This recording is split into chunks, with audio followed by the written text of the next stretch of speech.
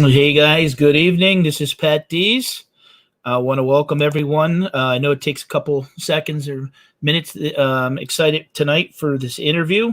This is the second one I'm doing with one of the Topps 20 Project 2020 artists. And I want to thank everyone. If you guys are watching this on the replay, if you guys could, comment below and give me a thumbs up, I'd greatly appreciate it. How's everyone doing? Myra, I see that you're here. Good evening. How are you?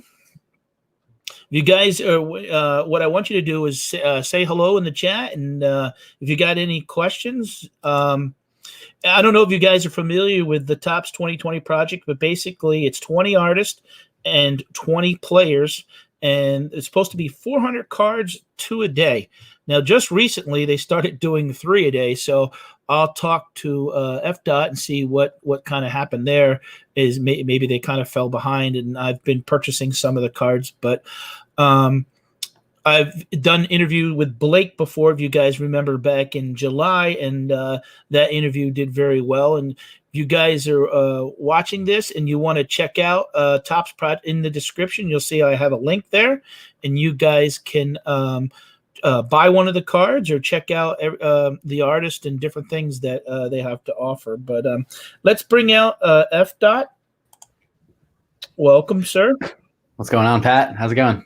Good. I really appreciate with the short notice. I reached out to you the other day, and you said, sure, I can do it this week. So I know with everything that's going on, the holidays and stuff, it's always, balancing everything out. We got more people coming in now. So one of the things I want to do real quick, and I want to mention, is that efdot just dropped his Sandy Koufax yesterday on Topps.com. If you guys are interested in purchasing one, can you still purchase it today yet?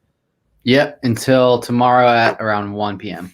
Okay, yeah. If you guys, in the description below. But what I am going to do is when we reach 400 views on this video, I am going to be giving a subscriber or viewer one of his cards for free. Kevin Kelly actually won Blake's Jamerson's last card, and basically all you have to do is comment in the comment section below, and then afterwards, in the future, when we go live again, we'll do a random drawing, and it will pick somebody. So, hey, I'm sorry to catch you. I know. Why don't you live in New York City, right? Yep, I'm in Brooklyn. Yeah. How is everything going with I know you guys, I just saw recently the latest numbers, a little over 2.4 million cards have been produced so far. This has been keeping you busy. When did this all start, Topps Project 2020? I think it kicked off in March, but they reached out to me a couple of months before that. They were just following me on social media, one of the guys at Topps. And I'm just really excited that they got me in on this project, because I used to collect baseball cards as a kid. And then hearing about this, it was like a perfect match. So yeah, it's been going since March. Now Sandy Koufax is my 19th card out of 20. So just one more to go after this. Now, has it met your expectations as far as what you thought, or has it, I see what you guys now are doing is the prints. Yeah, I think it definitely exceeded my expectations in terms of how much interest there was on the cards and how curious people were about my process. And they want to know all the little details of the Easter eggs and the things I put on the cards. And so early on, I found a small group of people who were really interested in my collection specifically, and started talking with them and bringing them into my process. And I think it's just been more than I could have wished for. I didn't know what to expect with a project this scale, but in pretty much every area, I've been blown away by this project. It's kept me really busy and really happy. Yeah. Now, is this now become a full-time just doing stuff for Topps, or are you still doing other stuff outside of baseball related? I am still doing other stuff outside of baseball. I do commissions, painting commissions. I do a lot of murals. That's what I'm primarily known for, is my street art murals. So I still try to squeeze those in on the weekends or just between the card drops. It has been tricky. I think it's basically a full-time job to do the art, every couple weeks, it's a new card to be done, and then promoting it, and just trying to stay on top of everything. I do take on a decent amount of work on the side though, but Topps is my biggest client right now. Right. And now I just recently also bought you. It's not everybody is being afforded that opportunity, but it seems like you're really branching out. Like I just bought and I'm surprised because it's hard to keep up with all the artists and stuff like that with what's going on. But I just bought your 5-pack of your stadium cards. Was that something that was planned from the beginning, and how did that come about? No, it was completely a new idea that came up a month or two ago, and we just thought that it would be. I saw some of the other artists doing collaborations with Topps that were outside of Project 2020, like Gregory Siff with his World Series Dodgers card, and Mr. Cartoon as well doing the same thing. And I just thought it would be a cool idea. I was talking with my friend Tony Bianchini, who's been helping me with some of the PR and marketing around the project this year. And he had this idea for the stadium series. So I got to give credit to Tony for coming up with the idea. But then we flushed it out and brainstormed which stadiums would be the best ones. And then it all came together very quickly. I did all 5 cards in the span of a week. Wow. And, I lost some sleep over that one, but I'm really glad that I did it. And I just can't wait to see them in person because I still haven't gotten mine either. Right. Yeah, I bought the 5, and I tell you, it was reasonable. I think it was $75 for the whole 5 set. So that was what I felt was reasonable. It's funny because this is probably one of the most expensive sets there are. At 200 cards, if you buy them all that day. You're talking, if you bought every card, you're talking, thousands of dollars. Yeah, but it's also it's art. It's art, man. It's like right. As much as people don't want to think about baseball cards as fine art or as like fine art prints or whatever. Like these are some of the best artists out there. Like the people that they've gotten to work on this project. Like I'm just so blown away by that lineup when I first saw it. Seeing some of those names on the list, like those are artists that I look up to, and to get them to do baseball cards, it's not just a typical baseball card. So I think $20 is pretty reasonable to be able to collect. I agree. I wish I had the money, honestly, to buy them all because I've been collecting cards since I was a kid. Hey, Justin Pac-Man, thanks for the super. That's the tricky thing is like collecting them all is the mindset of the collector, right? It's like a completionist kind of like, if you're going to do it, go big or go home. So I think when you mix that with the amount of artwork that's coming out, the super high quality, like these artists are just reinventing the wheel every time, it seems sometimes, right? And I think when you combine that with the collector mindset of like, you gotta have them all, then yeah, it can get pretty expensive and crazy, especially when you add a lot of the other things like the stadium cards. But yeah, I mean, you just gotta collect wisely, collect within your means. And all right, I agree. Yeah. I mean, in all honesty, this is the first time we've chatted a little back and forth through social media. This is the first time we've chatted, and I'm a reseller, so I sell things on eBay, Amazon, and I collect. And part of the profits I'm making from selling other stuff online, I'm buying something that not the flip. I'm buying cards that I've probably purchased about 150 cards so far, and even my youngest son, who's 19, has purchased probably about 80 cards too himself. And nice. I don't know if I have it. If you have the Dwight Gooden in front of you, right there, I don't have it on hand here. I'm at home right now. My internet wasn't working at the studio today, so I had to come home. I have it right here. Hold on. There you go. There we go. This is kind of the iconic, kind of 2020 that says it all. But this was one of the cards that he did. When did this card get dropped? I think it was over the summer in July. Right. Or August. And the print run on that was 7,141. And I like that because I like being able to know exactly how many were printed and, are never going to be again. I actually missed this card and had to buy it in the second market. and paid a little bit more than if I would have had bought it from Topps Direct. But I love that card. And there's certain players. I'm a big Mcgwire fan that I'm probably collecting all his cards. Your cards are so damn artsy that I just love it. And the color pop, the way that you're doing it, you're one of my favorite artists that I've seen. Do you have a favorite card? First of all, thank you, dude. That's the best feedback. I love hearing that. I'm always curious to see what card people are most drawn to, whether it's the mask or the Jackie Robinson, or just seeing art from the perspective, seeing my art from the perspective of somebody who is new to my art or new to collecting art, mostly into baseball cards, and then getting to introduce them to this whole other world of like color theory and how colors can make you feel certain things. And, I use a lot of abstract shapes and forms, and like for most people doesn't mean anything, but when you combine it with the player images and you combine it with the nostalgia of like what it was like going to these games growing up, then it all comes together. So it's cool to hear that. My favorite card in the whole set that I've done, it's tough. I think George Brett is one of them. I bought that card too, and you have the little image of him running, and you got to know the story about that.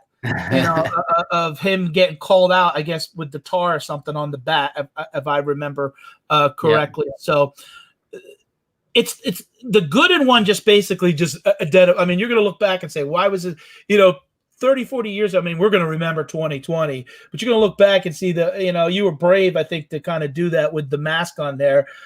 And I see a lot of you guys are doing your own, so what is the process that, I mean, they gave you a card and kind of the draw, and then you basically come up with your own, you kind of tell a story with your cards. And I like that, like with George Brett running.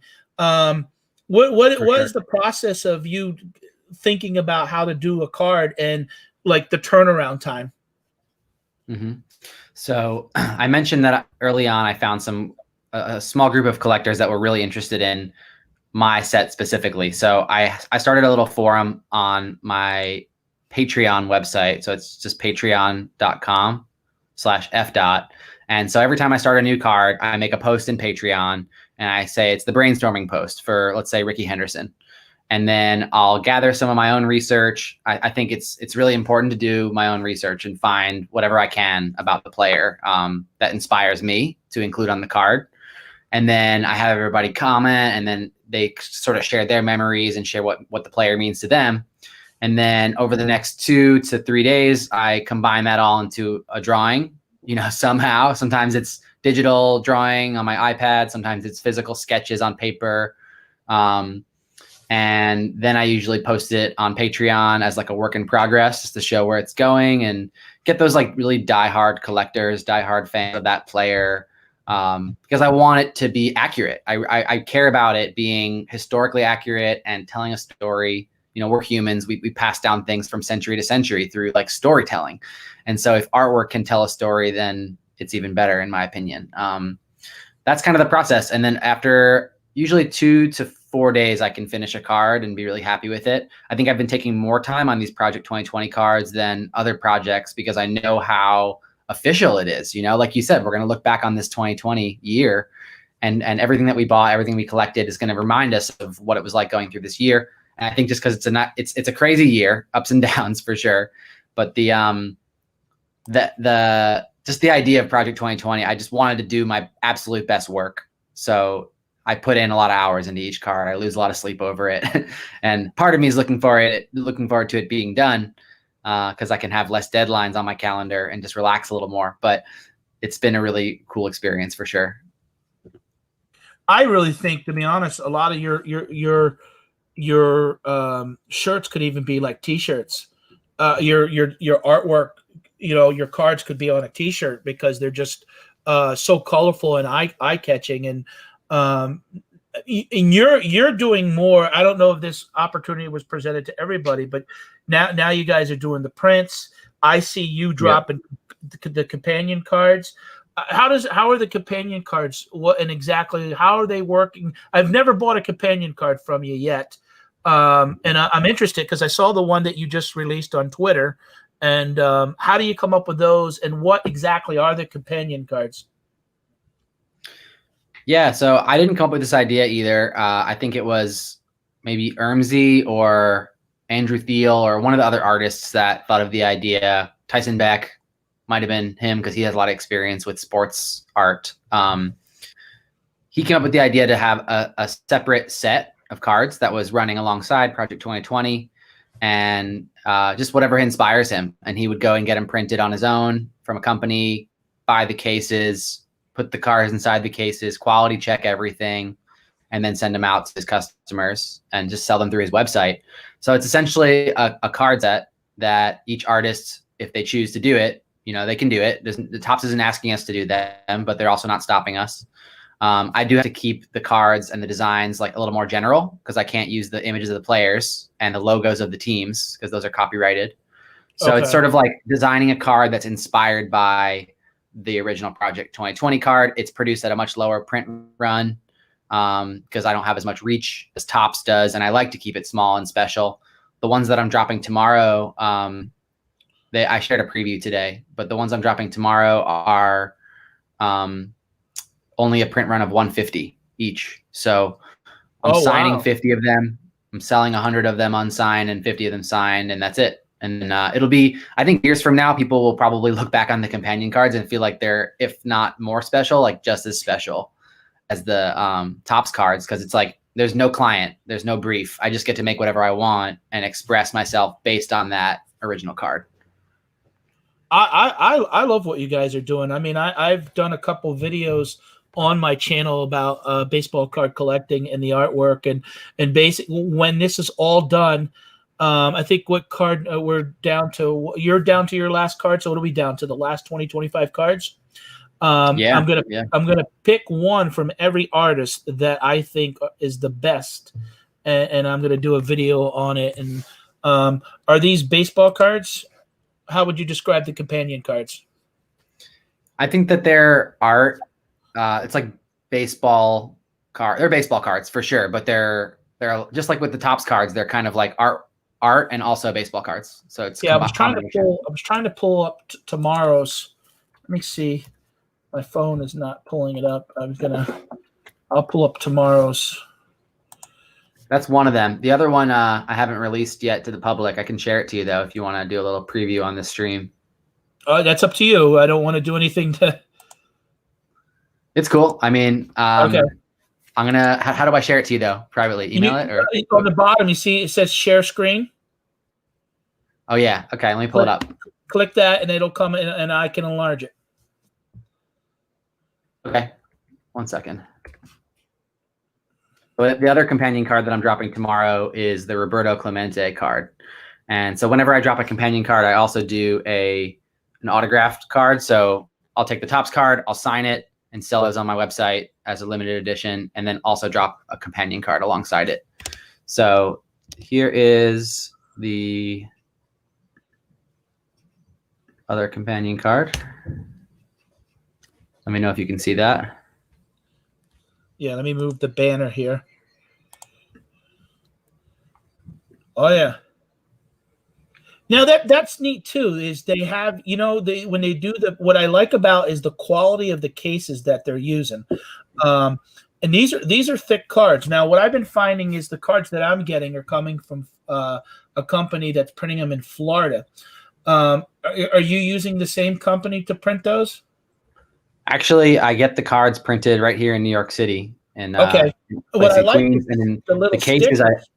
I get the stickers online as well. The cases are from the same supplier as Topps. It's Ultra Pro, and I can choose whether I want the black border cases or just the clear cases. And I think for most of the autograph cards, I'm using the black borders now. I just think that for my artwork, it really helps it pop with the colors. And this is the Roberto Clemente companion card, right? Yep. Yeah, that's what I thought. See, so I picked up on it right away, and that's a nice looking card. Now, Thanks, man. I appreciate that. you'll have this. I have in the description if you guys are interested and someone that collects, who's into baseball, because even if you're not into cards, this is great. He does he has the frame artwork. If you want to give someone, like a dad or your brother, someone put in their office, Carol Bargain Shop is this one-sided? No, on the back, he usually has. That's the Roberto Clemente Topps card with the companion card there. Right. So the Roberto Clemente was the regular one that was released through Topps Project 2020, and then the companion card is something that the artist offers. Exactly. So the left one's the Topps card, the right one is my artwork based on the Topps card, basically. And whatever. I also take some of my ideas that didn't make it onto the Topps card, and then I end up incorporating those into the companion card. Right. For whatever reason. And also on the left image, you can see I did some special embellishing on the border of the card. So that phrase that's wrapping around the border, it didn't used to be there on the original card. Oh, okay. That's the quote from Roberto Clemente. It's a pretty fascinating story. It was the first ever Spanish words to be spoken on TV live via satellite. And it was right after he won the 1971 World Series. And it was like a blessing to his parents and asking for his blessing from Puerto Rico. And it was like a really epic moment that I wanted to bring into my special autograph series. Well, that's cool. Yeah. Now, how the prints now, you guys are basically larger versions of the cards. Every card basically being done is going to be offered as a print, right? I don't know, actually. I've only signed 5 sets of prints. So I did my first 5 cards up until Tony Gwynn. I think they were just going to wait and see how the sales went and then decide whether they're going to continue this into 2021, because now we're getting close to holiday time. I haven't gotten a box of prints in about a month to sign. Oh, okay. So it might be after this, that's it. But who knows? I think it just depends on how the sales are going. Right, exactly. Yeah. How about what's next for you? What's going on with It's the same thing with the stadium series. They wanted to see how the sales went before they decide about doing more stadium cards. I can pull up the stadium cards if you want to talk about those. Sure. I think that's what's next for me is doing more of them. Luckily, the print runs came out and they ended up being all over 1,000, which was kind of our target. Of doing at least 1,000. Bargain Shop and Carol, if you're interested in purchasing anything, in the description also is efdot's website, so you could click on there and follow him up on there. Yep, my inbox is also open if you have any questions about my art or my cards. Happy to help. For tomorrow's drop, they are already on my site, but there's a password, and that password is in my Patreon page. So the collectors in there have the password, but tomorrow will be a public drop. If you do want to join the Patreon, you can get early access to that stuff. But public drops tomorrow at 12 p.m. Right, and you don't have to join that to it just basically he gives his Patreon members early access to all that.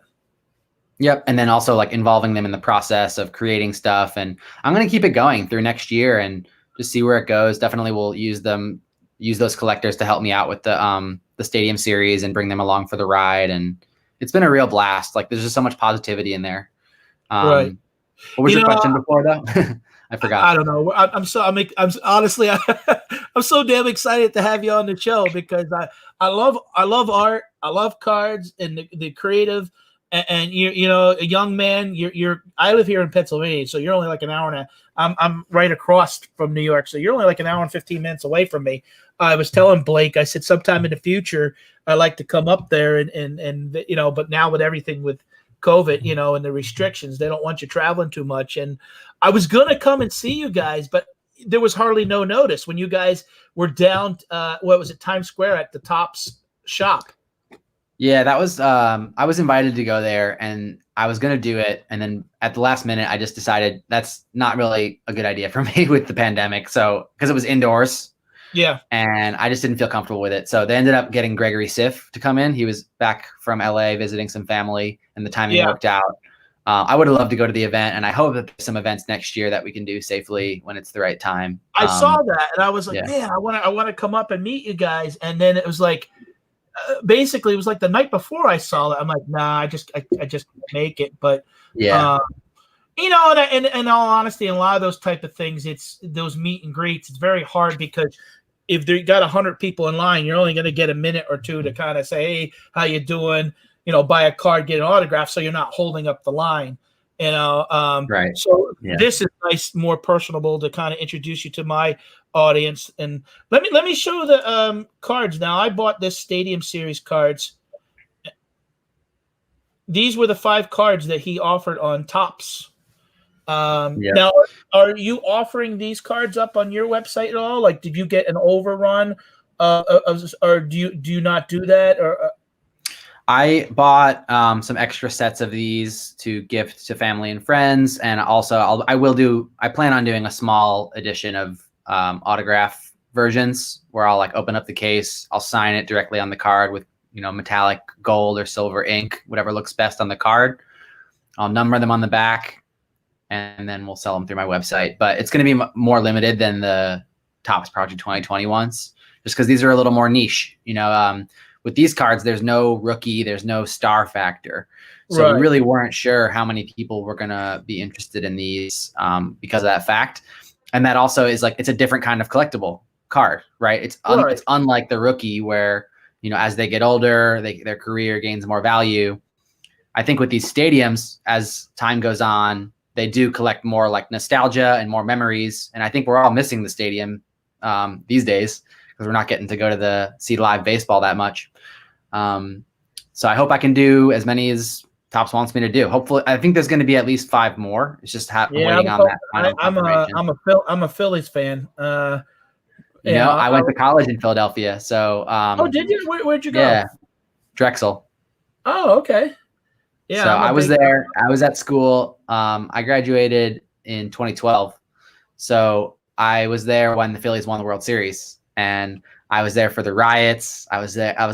I ran down to City Hall, and it was crazy. It was amazing. Like Phillies have they don't win too many World Series, so it was a special moment. Yeah. I've been to a couple, that's one thing I like about baseball is it's affordable at least to go. Me and my I got 2 sons, and they're old enough now, 19 and actually 31, but we've probably been to about 5 Phillies games, and honestly you can go for $150, $200 parking and eating for 3 of us. You can't go to a football game for that. So I've always had a good time just sitting there relaxing and just enjoying the game. And one thing I liked about baseball for myself personally is I always felt that everybody always had a chance to hit the ball. In football, not everybody gets to run with the ball. And that's why I've always kind of been drawn to baseball. And as a kid, didn't have much, but could go and buy cards for 50 cents. And I used to help a guy do card shows, and as a teenager, and then when they started, back in the 80s, they started mass producing them, and then you couldn't find them, and and then time went on, and eBay came along, and that's when I started buying and selling cards and collecting cards again. And when this came out this year, it just really lit the match underneath me again. I just love it. I love the artwork and the difference and the freedom that you guys are given to do these. I think they're just beautiful. And I can picture myself, 80 years old, looking back at these cards, showing the people and telling stories of, how these cards were made and produced and, what the meaning is of them. And I like the print and run idea that, that's it. Once it's done, there's no others, Yep. Now, you spoke about it earlier. Your most successful card, correct me if was it Tony Gwynn? Yep, Tony Gwynn was my most printed card by far. It was just during that height of the project where a lot of people were getting in and trying to resell, and people were making really good money on eBay. So people were buying that card 50, 100 at a time. And so that card sold 31,000 or so. Yeah, copies. I saw that. I never expected my art to be printed on that scale, so it was really cool to see. And yeah, just like with the height of the project, I was buying more cards then too. I was selling more cards as well through my site with the signature and everything. And so now it's it's been a bit of a roller coaster, but it's been really cool. How many cards? The project really enabled me to grow my business too, with these autograph cards and with the higher print runs. I get a royalty on these. So now finally I can have an assistant and I can have a studio where I can create. And I already had a studio at the beginning of this project, but it was a shared space and it was very small. And if I want to be doing, bigger, better work, and my mission as an artist is to create art for optimists. That's my whole mantra, is like, I'm all about spreading joy, spreading more, nostalgic memories and just good feelings, good vibes through my art. And if I can have a team helping me do that, to get some of the work off my plate that I don't need to be doing myself, like, it's such a win-win for everybody, because then more people get to enjoy the art, share these little pieces of joy. And so this project really enabled me to scale up my business in a way that I didn't expect. Right, I've checked out your web. If you guys get a chance, like I said, check out his website. I was checking it out the other day, and Art for Optimist, and so they did a nice job on your website there. And I see you. That one was me. Oh, okay, you did that. But, yeah. Hey, so the website has been around for a bit, but the shop was recently revamped. So it's efdot.studio.com is my website.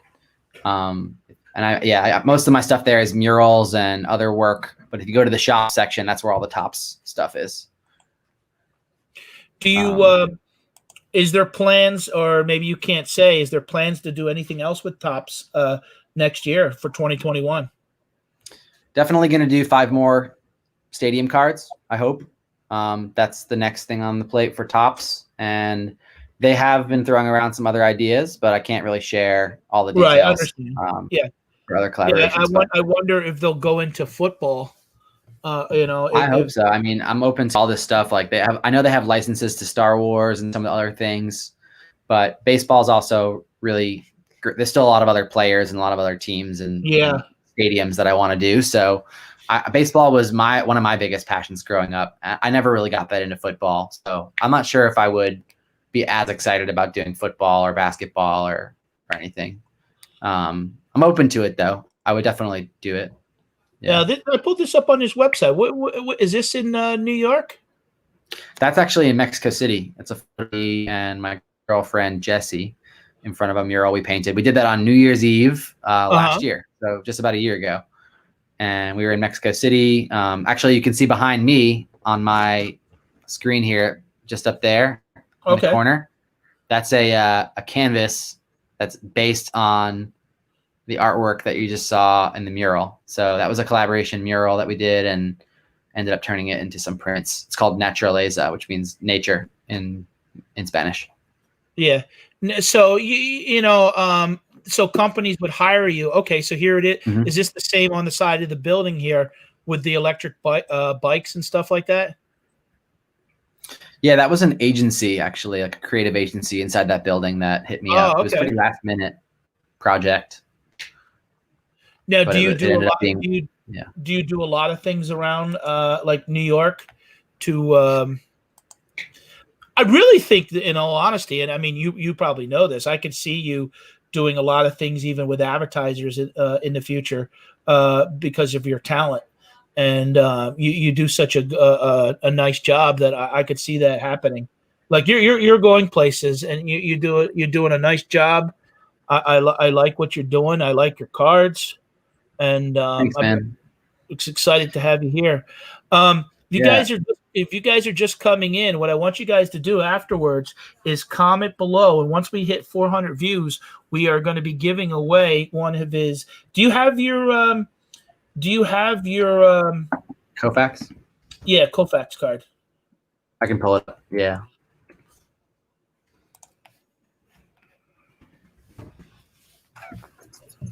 Here we go. And it is here. There you go.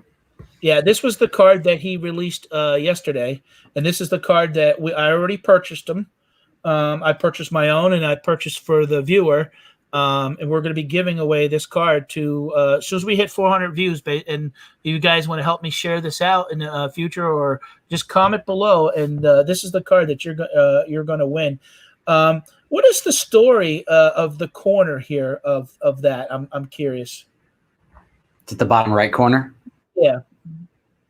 Yeah. So in my research, I was in for old Brooklyn Dodgers ephemera and memorabilia, and I came across this one patch, and it said Dodgers, and it had this figure that was kind of like throwing a ball. It was actually flipped around, so it had a righty pitching, and I ended up kind of redrawing it and remixing it into a lefty pitcher, and it was just like an original patch that I found. Let's see if I can find the actual patch, because I think it's a cool one to share. Sometimes these old, jerseys and patches and things. I love how you are the colors that you put together. All your cards are very colorful. It's funny because I'm actually colorblind. Really? Here's the original patch from the Dodgers. So you can see I didn't change it that much. I made him into one of my characters. I flipped it around. I put it Koufax instead. I just thought it was so cool on its own. It feels very 1950s illustration, mid-century style. So I think keeping that one true to form was important to me.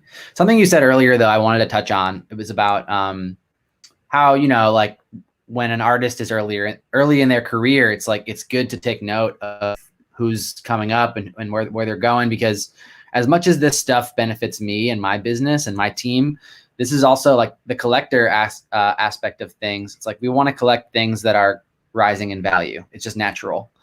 And I work just as hard for my team and my family and my circle as much as I do for my collectors. Like I see that I put in all this time and effort because I want people to believe in my vision and believe in what I'm creating.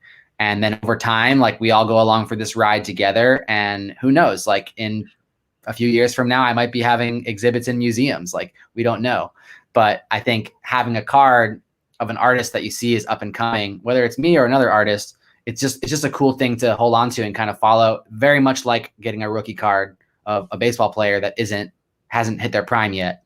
Right. I don't think I've hit my prime yet. I just turned 30.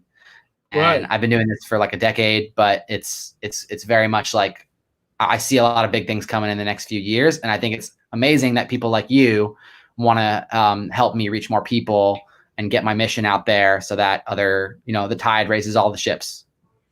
Oh, I think it's great. I think, like I said, I just love the artwork. It inspires.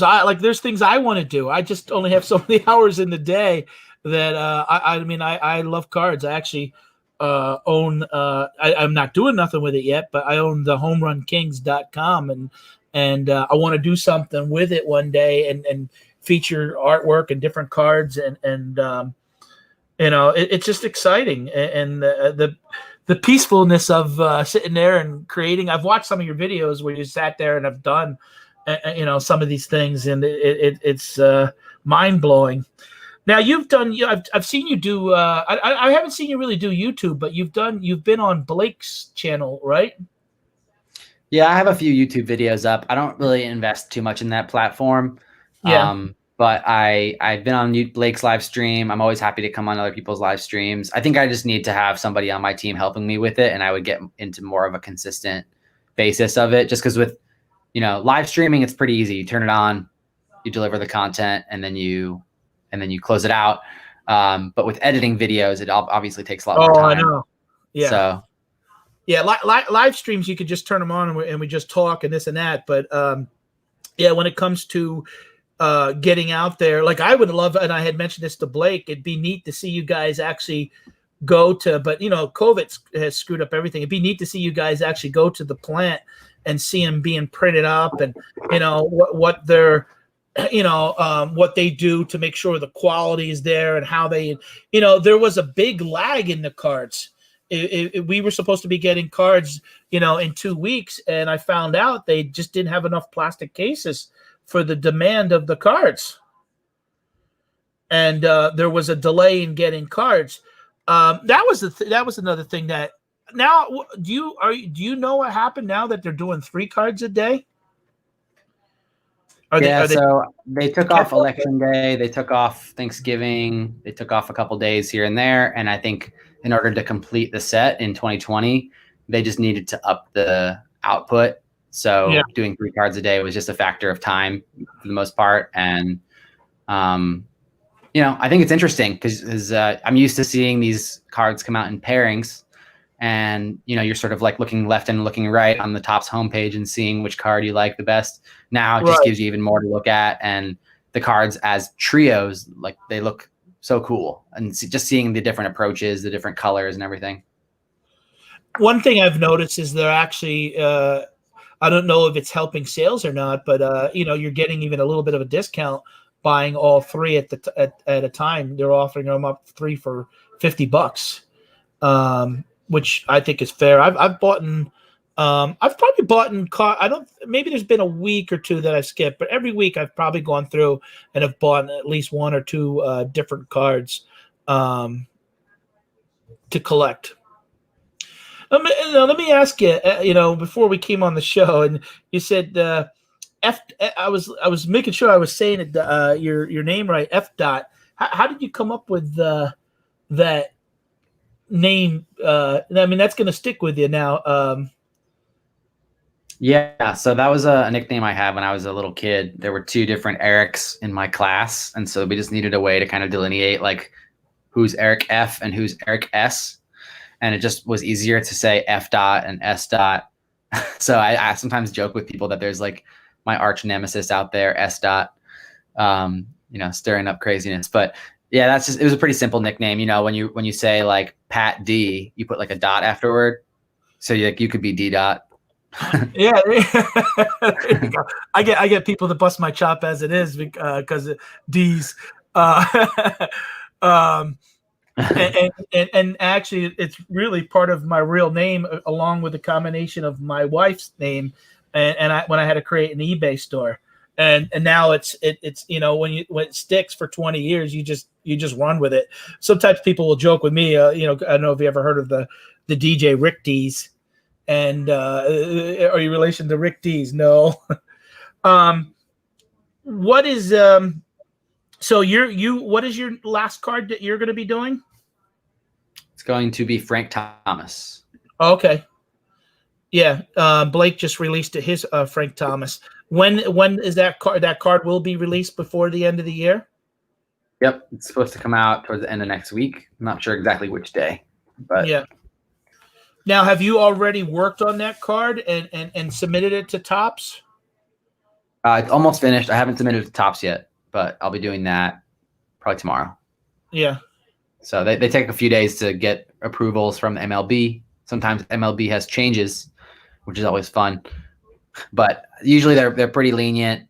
It's just mostly with the logos of the teams and trying to keep things like historically accurate. So they don't want to use like a 1920s Orioles logo unless it was a card from the 1920s.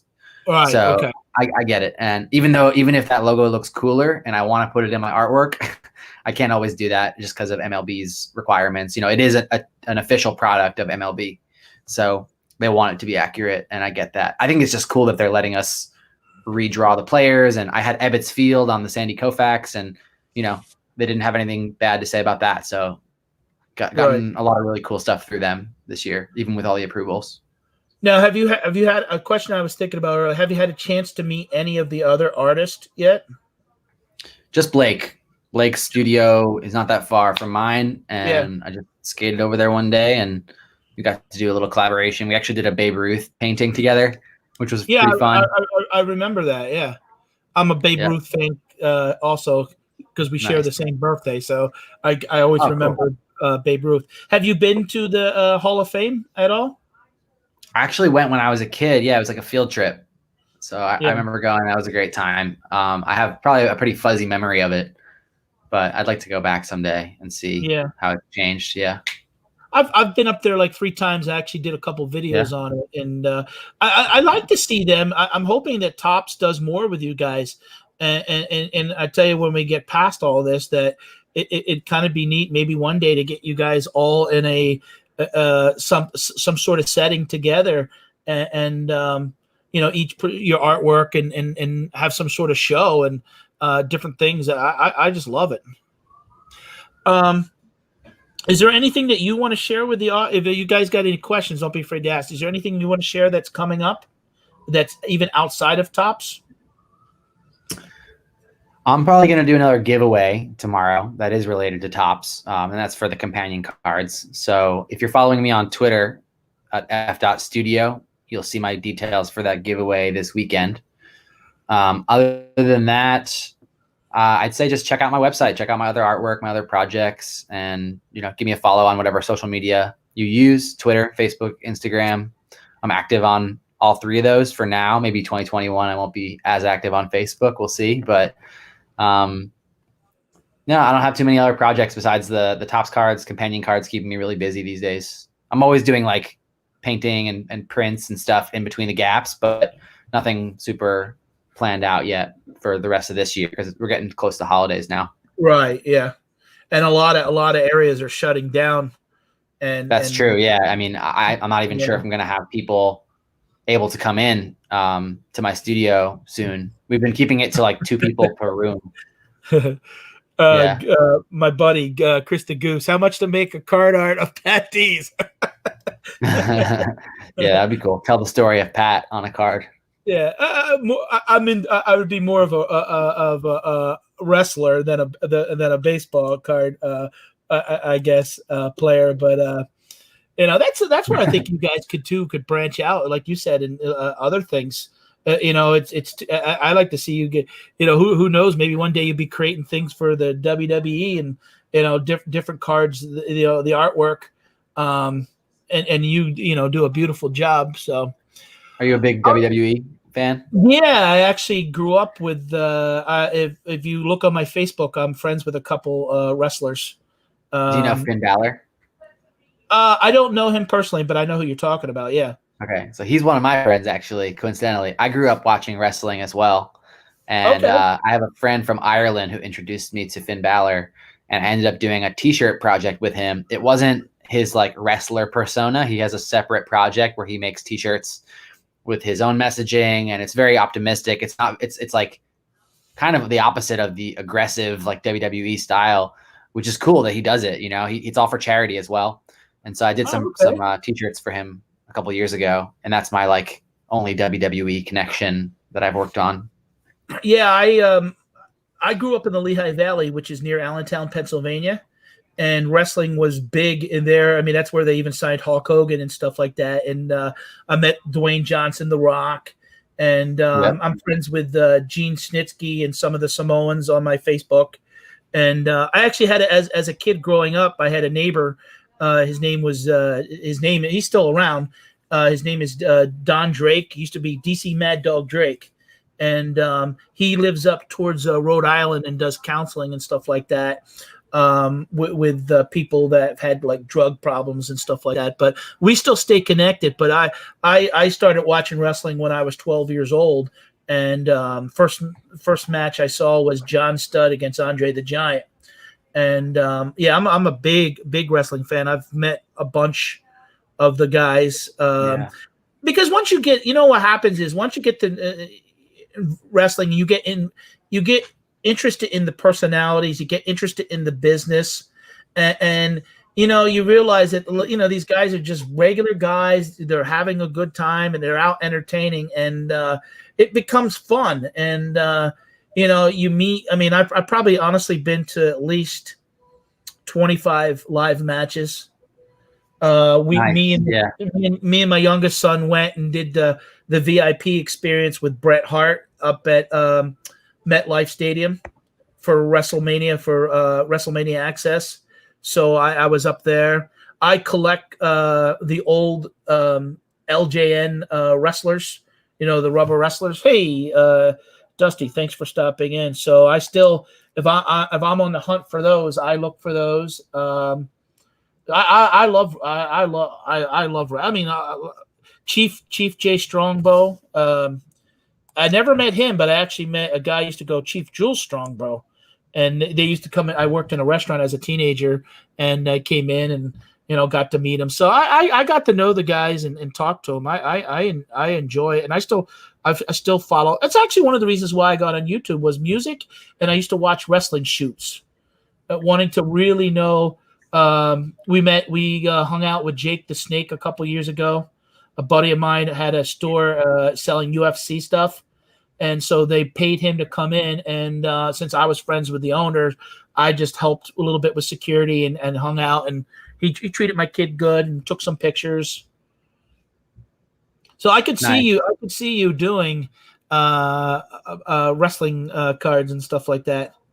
Because of all the different things that they.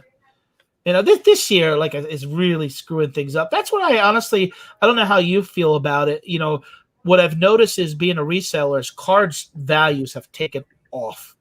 I'll give you an example. Like I sold an 82 Joe Montana 6 years ago, graded 9 for $450. That card is now $2,000. I have some Mickey Mantle cards. I buy graded PSA graded cards, and I think honestly what has happened is because people not going to the stadiums, not spending money, for the parking, for the food, and for they're spending stuff that they can have physically in their hand and enjoy them at home. Yeah. I went to a few wrestling games as well when I was growing up. I went to a couple, even in the last couple of years. I agree. I'm like, it's a guilty pleasure of mine. The whole thing. I actually just bought a. The kids don't know it yet, but on Christmas Day, I bought an ugly Ultimate Warrior sweater from the website. I had a chance to meet him. His real name back then was Jim Hellwig, but I had a chance to meet him back when my son was 3 years old, and I just enjoy it. I enjoy. When I was a teen, you were able to write the baseball players and get something through the mail. You can't do that no more, because it's become a business, or people just get the stuff and they want to flip it and stuff like that. And it's hard to go to the stadium and try to get an autograph of somebody because a lot of times the kids are down there, so they're autographing the kids' cards and stuff like that. Do you get out to much now this year? Obviously no, but do you get out to much baseball games? Not a ton. I mean, I think I was into baseball a lot growing up, and then I found skateboarding, and skateboarding kind of took over my life, and for all my physical activity, for all my video watching. I stopped watching the games for probably the better part of a decade. And I just liked that there were no rules. There was no score. I just get to express myself, and skateboarding is really one of my biggest passions. So but then this project came around, and now I feel like I miss baseball a lot, and I want to go back and see more games, but it's been a while. I think I haven't been to a game in at least 5 years. Oh, okay. Yeah. So a big Tony Hawk. Yep. There's a bunch of big skaters I'm into. Tony Hawk is the man. He's still skating too. He's in his 50s, still going. I watch a lot of the guys. I know it's probably not the same, but the guys that are who are on Jackass, a lot of them do skateboarding and stuff like that, and they're having a good time and having fun with it. And I don't know if they help bring a little bit of the skateboarding fun out of it. I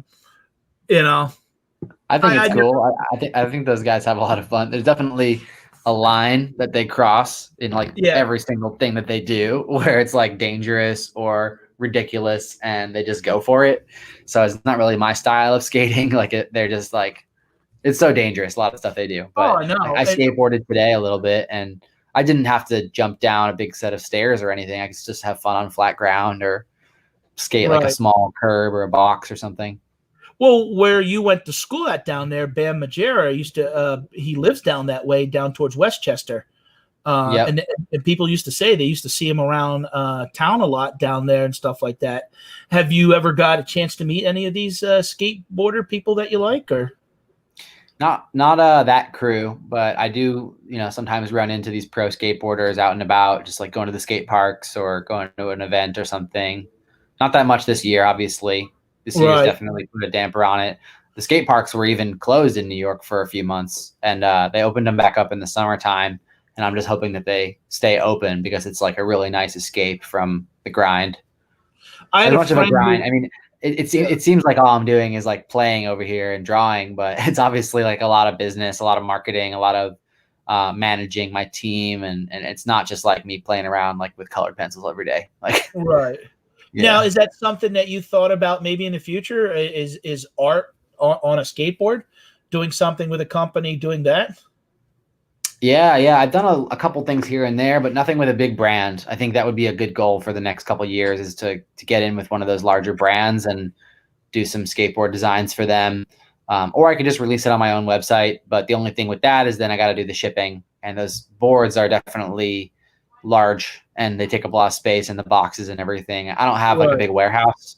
It's all in my studio that's like 500 square feet. So maybe that's something down the road that you think about. And if you're going to be, I see you more and more on social media, is get some of your friends to kind of record you skateboarding, in New York, and kind of make some videos and throw them up on YouTube, and maybe coming up with a design. Cause there's always a different audience, that's one thing I didn't want to be stuck on, is talk about reselling all the time. I wanted to talk about with guys like you about, cards and things I enjoy. Reselling's just a way to make money, but the art aspect and all this, and bring guys like you on the show. So I could see you doing that in the future with the skateboards. I'm actually about to share my screen. This is a skateboard design that I made. It's a mural that I did in another part of Brooklyn. It says "Life is Beautiful," and it's an original poem from this pro skateboarder who sadly passed away. And we turned his words into a mural, and they want to do a skateboard. So this was like a mock-up that I made. Hopefully this is going to get produced before January, so that we're planning on doing a fundraiser. So I'm actually on this, like a couple steps ahead, trying to get my first skateboard of the 2020s out there in the world. But yeah, because you skateboard and can relate to it. Hey, Craig, thanks for stopping in. It's something that you love and have passion about. I think it's an easy, and I tell you, the spinoffs, the different things they do now with toys and everything else, there's just so much opportunity. And I'd love to see your artwork, go other places besides just Topps, Project 2020. So definitely, I'm looking forward to it. Yeah. All right. Well, hey, I asked you to come on an hour, and we're basically hitting that mark. I do appreciate everyone that has stopped in and showed their support. Again, if you guys are watching this on the replay, we want to thank efdot for coming. We are going to give away his Sandy Koufax card when we get up to 400 views, but you got to comment. So then, to make it fair, we'll do a random drawing in the future. And I know we can get there. I think we had 600 views on Blake's. So, and people, one thing with baseball card collecting, what I like about, even though this is live, they'll watch this on the replay and stuff like that because they're curious about the process, of the art and you as the artist. So I want to thank you for being a guest on my channel. Of course. Thank you for inviting me on, and thanks everybody for stopping by. Really appreciate everybody who's, even just like supporting with kind words and comments. It goes a long way, helps encourage me to just keep going at it and keep making my best stuff. So I can't wait to see this whole set come together pretty soon, and we'll have to keep in touch into next year, man. I appreciate it. Thanks everybody for coming on. If I don't see you guys, Christmas is coming up. I want to wish everyone a Merry Christmas. Not sure if I'll do one more live before then, but thanks guys. Appreciate the support. Bye.